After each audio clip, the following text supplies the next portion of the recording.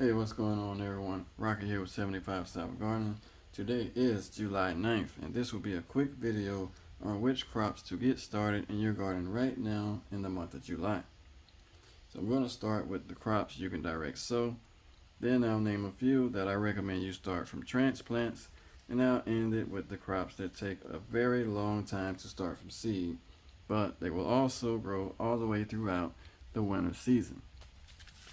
So I'm going to start with the herbs. First herb that I would get started right now is basil.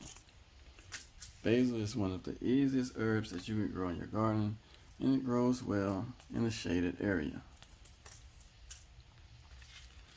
Along with your cilantro and your parsley.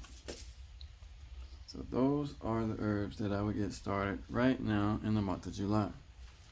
Now, if you like to eat salads, I recommend that you get a dwarf variety of kale going. You can also get your Swiss chard going.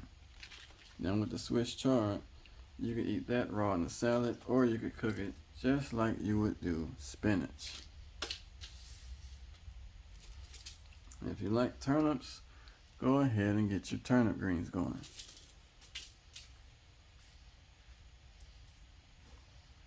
Now, most of us have already started cucumbers.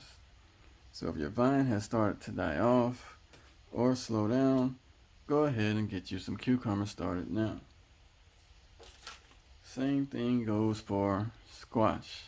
You still have time to try squash again. If it didn't work the first time, just try it again. Now, most people will tell you that it's too late to start corn. But as long as it's under 70 days, you can start you some corn right now, and it will finish before your frost comes, depending on what zone you stay in. I'm in zone 8A, and we have a very long growing season here.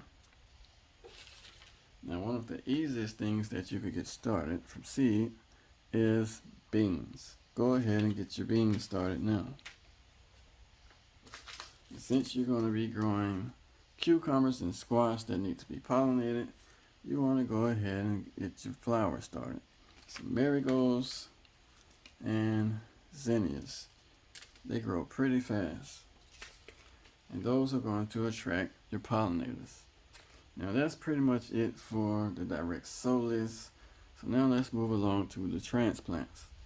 The first thing that I would recommend you start right now as a transplant is those dwarf tomato plants or collard greens. If you can find dwarf tomato plants or collard greens at your local nursery, go ahead and grab a few and get those started now, along with your bell peppers. Now, you don't want to start these from seed because it's going to take too long. You want to go get some transplants from your local nursery, and they should do just fine. The first time I grew bell peppers, it was the end of July, and they did just fine all the way throughout the fall. You have to remember that it's a tropical plant, and it doesn't like really hot temperatures. So if your bell peppers aren't producing that well right now, just wait until it cools off a little bit, and you'll see a difference. Now let's move along to the seeds that you can get started in mid-July, and they will be ready by September, and they will grow all the way throughout the winter. The first on my list is Brussels sprouts. If you're going to be growing Brussels sprouts, go ahead and start your seeds now, along with cabbage seeds.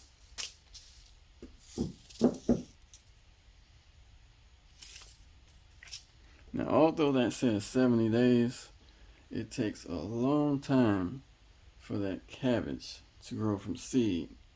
And that 70 days isn't going to start until you transplant it, unless you stay somewhere where it's already cool. And the next thing is broccoli. Now, I'll be starting my broccoli today by simply dropping them in the water for a few days, and I would say about anywhere from 3 to 4 days they should start sprouting. these are the broccoli seeds that I harvested from one of my flowering plants. I'm just going to drop a few in just like that. And I'll wait a few days, and the ones that sprout will be planted, and they'll be ready for my winter garden. The last one on my list is collard greens. These also take a long time to grow, so I'll be dropping a few of them in the water also.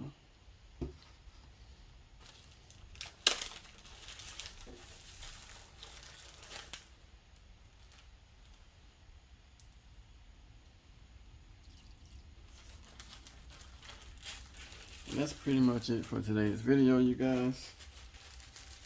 If you found this information helpful and you're new here, please subscribe. And always remember to plan your garden with your health in mind.